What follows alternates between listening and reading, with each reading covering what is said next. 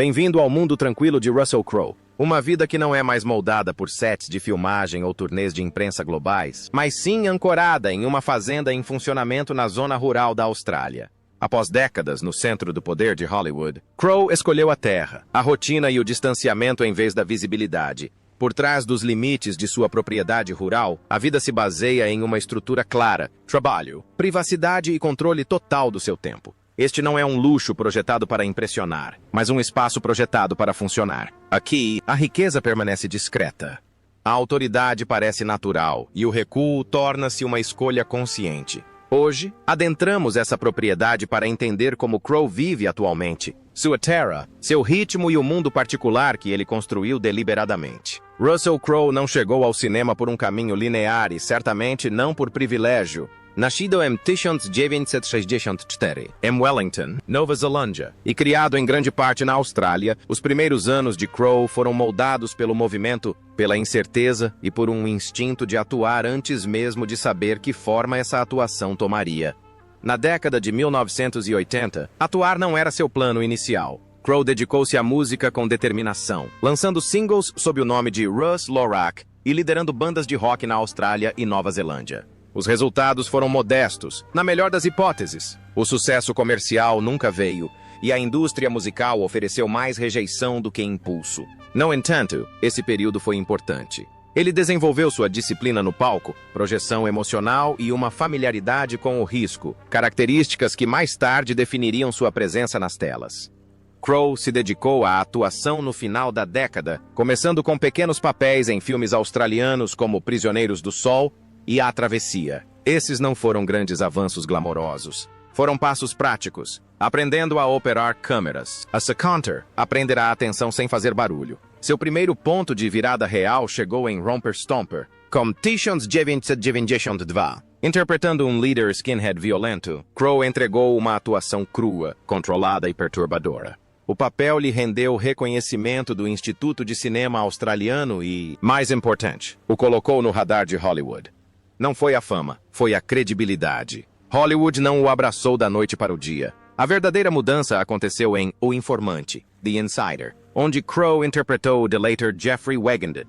A atuação foi ponderada, introspectiva e profundamente humana. Rendeu-lhe sua primeira indicação ao Oscar e o reposicionou de um talento regional para um ator global de renome. Um ano depois, tudo mudou. Gladiador, do Atishonse, não foi apenas um sucesso, foi um momento decisivo.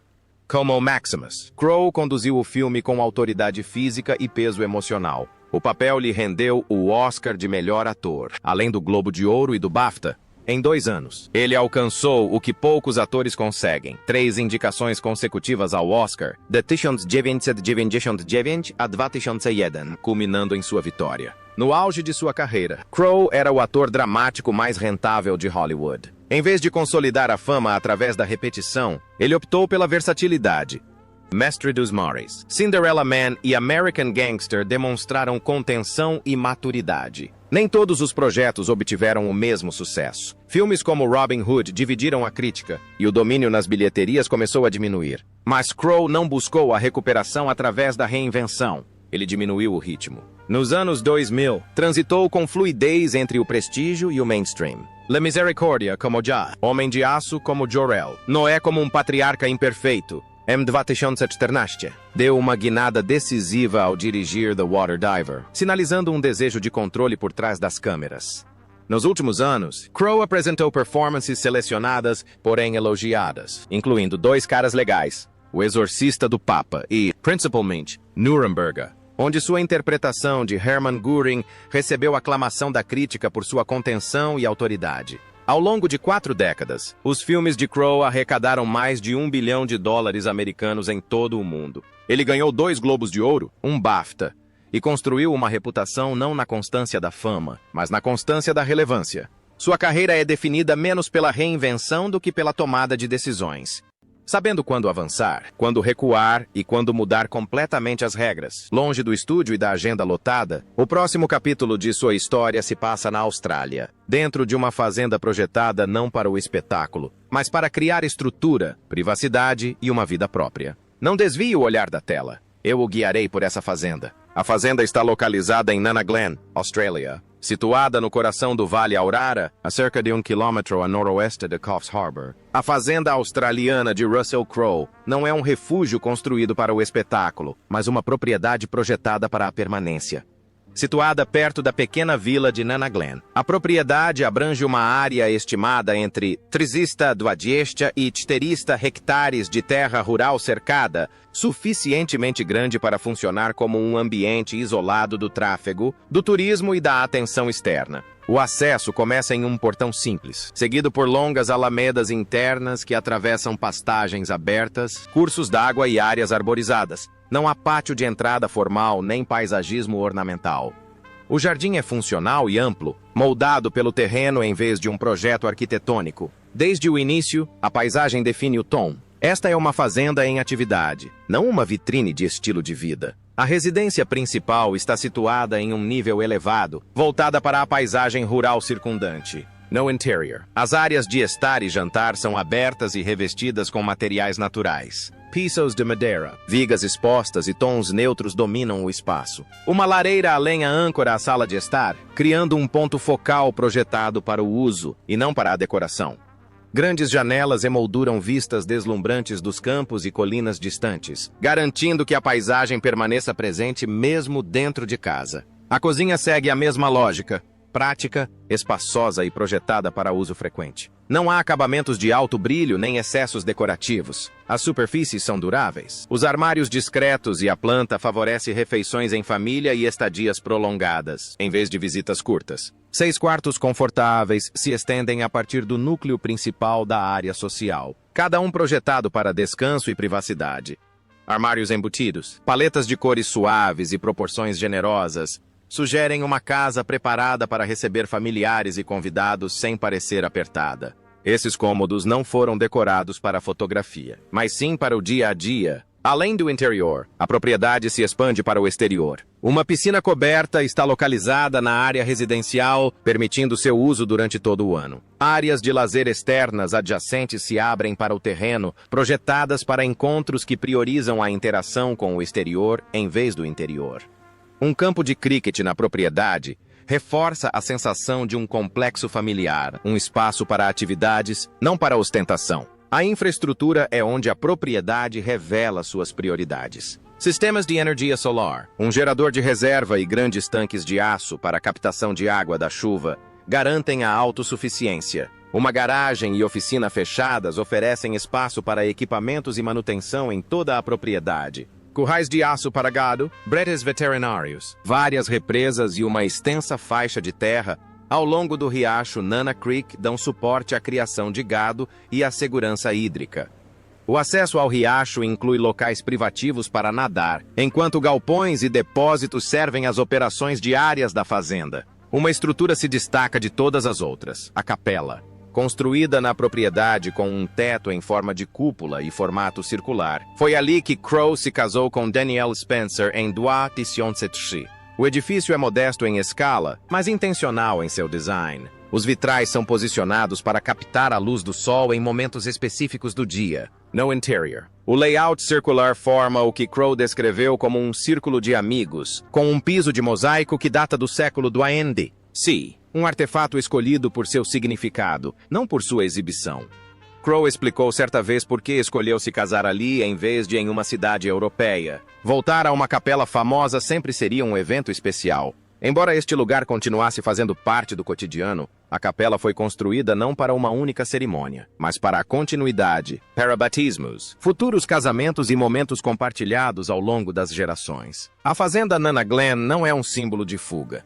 É um lugar de estrutura. Do portão aos piquetes, da sala de estar à capela, cada elemento reflete uma vida organizada em torno da terra, da rotina e da presença a longo prazo. Este não é o lugar onde Russell Crowe se esconde. É onde ele vive. Mas falar apenas da fazenda não captura completamente a essência de Russell Crowe. Precisamos explorar os veículos que ele usava, refletindo suas viagens entre 2 mundos. O interior da Austrália e os sets de filmagem internacionais. Cada escolha foi baseada em funcionalidade, conforto e dirigibilidade. Aqui estão 3 veículos que foram sinônimos dele em diferentes fases de sua carreira. coleção de carros. O Lexus LS prateado representa discrição. No início da geração mais comumente associada a Crow, o LS era movido por um motor L-V, Ozen que produzia cerca de 100 cavalos de potência, acoplado a uma transmissão automática suave. O design é discreto, de perfil baixo e silencioso. Aqui, ele tem acabamento em prata metálico com o interior em couro claro. Novo. Custava aproximadamente de 65 tysięcy a 70 tysięcy dolara. Hoje, seu valor está mais próximo de $10 a $15. Crow o preferia para deslocamentos diários na cidade, principalmente na Austrália, onde conforto e confiabilidade importavam mais do que chamar a atenção. Os primeiros passeios eram, segundo relatos, viagens locais e práticas, em vez de momentos cerimoniais, frequentemente compartilhadas com amigos próximos ou familiares. Ao volante, o apelo era a calma, o isolamento do ruído, não o domínio da estrada. Uma presença mais formal vem do Mercedes-Benz S-Pinsett com acabamento em preto. Este sedã de luxo era equipado com um motor V8 Piente, que entregava cerca de 3 cavalos de potência, com tração traseira e suspensão a ar ajustada para conforto em longas viagens. Quando novo, o Classe S Piente custava mais de $1 americano. Ling, ling, ling. Hoje, exemplares bem conservados são negociados entre $1, 000 e $2 estadunidenses. Ling, ling, ling. Crow usou este modelo durante períodos de filmagens intensas e compromissos com a imprensa, principalmente na Europa. O Classe S oferecia espaço para motoristas, segurança e colaboradores, frequentemente produtores ou coadjuvantes, mantendo a privacidade. Dirigir o carro transmitia uma sensação de controle e formalidade, como se fosse uma ferramenta para gerenciar a vida pública, em vez de simplesmente aproveitar a estrada. A escolha mais reveladora foi a Mercedes-Benz Classe Film, vista na cor preta enquanto Crow estava em Roma. Equipada com um motor turbo-diesel Dual, que produz aproximadamente 190 cavalos de potência. A classe 5 prioriza o espaço interno em detrimento do desempenho. Os preços variam de 70 tysięcy a 85 tysięcy dolara, com os valores atuais ainda atrativos. Crow a escolheu para viagens em grupo, para acomodar membros da equipe, assistentes e familiares durante as filmagens externas. Seu primeiro uso prático foi para traslados entre aeroportos e cidades próximas a locais históricos, não para chegadas espetaculares. Do banco do motorista, a sensação não é de velocidade, mas de domínio do espaço, da visibilidade e do movimento compartilhado. Esses carros formam uma coleção sem excessos. Cada um serve a uma fase da vida. Privacidade, obrigação e mobilidade. Para Crow, o volante não é sobre emoção, é sobre chegar ileso em seus próprios termos. Por trás da imensidão das terras e do conforto de seus veículos, jazem décadas de trabalho incansável. Na próxima parte desta história, analisaremos como Russell Crowe construiu sua renda projeto por projeto, decisão por decisão, e como essa base financeira agora sustenta a vida estável e autônoma que ele leva hoje, tanto em termos de renda quanto de patrimônio líquido. No auge de sua carreira, entre Gladiador e Gladiador, Crowe ganhou mais de $10 milhões americanos apenas em salários base de filmes, antes de bônus ou participação nos lucros. Gladiador lhe rendeu $10 milhões americanos, um valor que parece modesto hoje, mas que marcou o ponto de virada que remodelou seu poder aquisitivo. Um ano depois, uma mente brilhante arrecadou $10 milhões americanos, refletindo sua transição de estrela-revelação para protagonista de primeira linha. Com o Mestre dos Mares, seu cachê chegou a $10 milhões americanos, um patamar reservado para atores que têm a confiança necessária para sustentar grandes produções. Filmes como Cinderella Man e Robin Hood seguiram na faixa de $10 milhões americanos, a $10 milhões americanos, reforçando sua posição como um pilar confiável de bilheteria. Ao longo de sua carreira, os filmes de Crowe geraram mais de $1 bilhão americanos globalmente, vinculando sua renda pessoal ao sucesso comercial a longo prazo, em vez de modismos passageiros. Nos últimos anos, sua renda como ator tornou-se seletiva, em vez de agressiva. Projetos como O Exorcista do Papa, Craven, O Caçador e Nuremberg, segundo relatos, pagaram de alguns milhões a dezenas de milhares de dólares por filme, dependendo do tamanho do papel e da escala da produção. Essas escolhas refletem uma mudança. Trabalhar quando o papel importa, não quando o salário exige. Os imóveis formam o segundo pilar de sua riqueza. Sua fazenda Nana Glen, na zona rural da Austrália, não é um investimento para revenda, mas sim um investimento para longo prazo. terreno usado, habitado e aprimorado ao longo do tempo. Em contraste, sua cobertura no Finger Wharf, em Sydney, comprada por 14,35 milhões de dólares americanos em 2003, representa uma valorização estratégica. Discretamente oferecida fora do mercado entre 2024 e 2025 por um valor estimado entre 42 e 50 milhões de dólares americanos. Isso demonstra como Crowe permitiu que o tempo, e não a especulação, multiplicasse o valor. Outra decisão de longo prazo foi o esporte. Mdu Tukstantiai Shestiegi Metai. Crowe adquiriu cerca de 25% do South Sydney Rabbitohs, quando o valor do clube era muito menor. Hoje, essa participação é estimada entre 15 e 20 milhões de dólares americanos, sustentada por um dos perfis comerciais mais fortes da NRL. O investimento foi importante porque uniu identidade, comunidade e capital em um único ativo. A produção musical e cinematográfica adiciona fluxos de renda menores. Sua banda, Indoor Garden Party, e seu trabalho como diretor em The Water Diver geram renda, mas, mais importante, controle criativo. Com um patrimônio líquido estimado em cerca de 10 milhões de dólares americanos, Crowe não é bilionário e nunca teve essa ambição. Sua renda conta uma história mais clara. Ganhe com esforço, invista com paciência e gaste de maneiras que protejam sua liberdade, em vez de ostentar sucesso. Apesar de sua segurança financeira, Russell Crowe nunca encarou a riqueza como algo para ser guardado para si. Ele consistentemente direciona seus recursos para os outros, optando por apoiar pessoas e causas que lhe são importantes. Na próxima parte, analisaremos mais de perto como Crowe retribui e o impacto discreto de suas contribuições para as comunidades e a sociedade, por meio de suas atividades filantrópicas. Russell Crowe nunca tratou a filantropia como uma performance pública. Suas doações são deliberadas, discretas e, muitas vezes, enraizadas em conexões pessoais, e não em campanhas. Ele certa vez explicou sua abordagem de forma simples.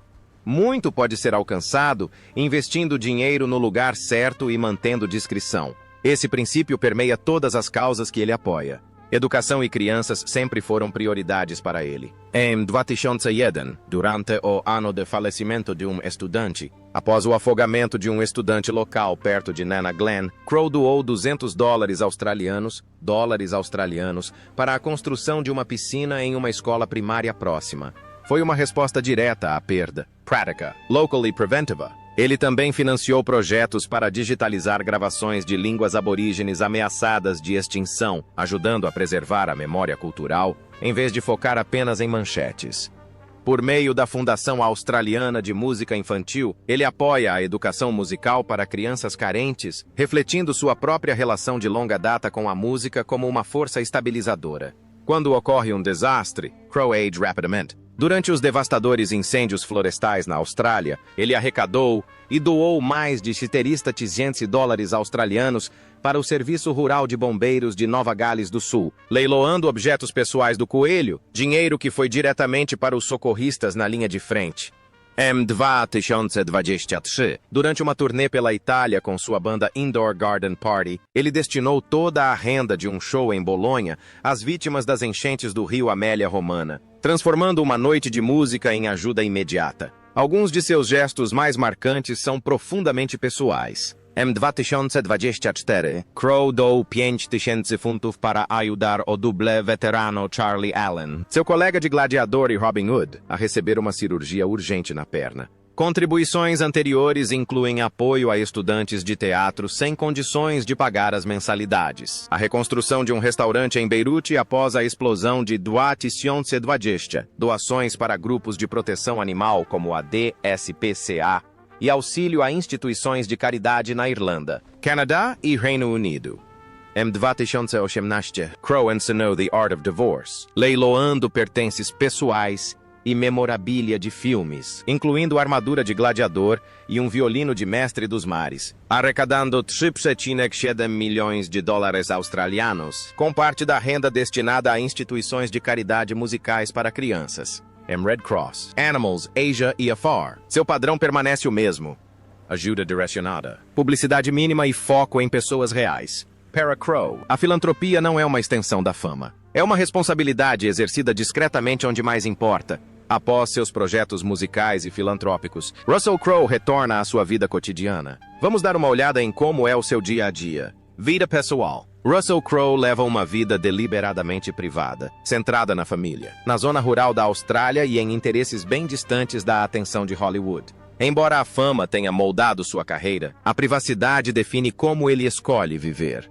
Crowe foi casado com a cantora e compositora australiana Danielle Spencer de 2007 até o divórcio em 2018. Apesar da separação, eles mantêm uma relação respeitosa e compartilham a guarda dos 2 filhos, Charles Spencer Crowe e Tennyson Spencer Crowe. Os meninos moram principalmente com a mãe em Sydney, mas passam bastante tempo com Crowe em sua fazenda Nana Glen. Lá, a vida gira em torno de espaços abertos, esportes e momentos juntos. Crowe costuma compartilhar momentos descontraídos jogando cricket, tênis ou viajando com os filhos.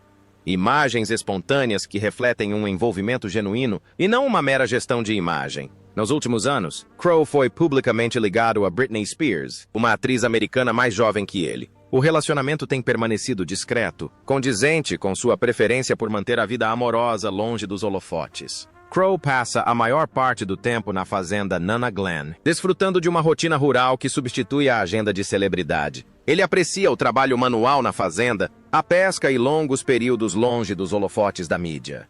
O Rugby League continua sendo uma paixão marcante. Desde que se tornou coproprietário do South Sydney Rabbitohs em 2016, ele permanece emocionalmente ligado ao clube, frequentando os jogos e apoiando o time além do aspecto financeiro. A música continua sendo uma válvula de escape pessoal através de sua banda Indoor Garden Party, com apresentações ocasionais na Austrália e na Europa. Interesses anteriores, como motocicletas, foram reduzidos. Antes conhecido por sua intensidade e volatilidade, Crowe agora está mais calmo, disciplinado e focado na saúde, na estabilidade familiar e na paz pessoal.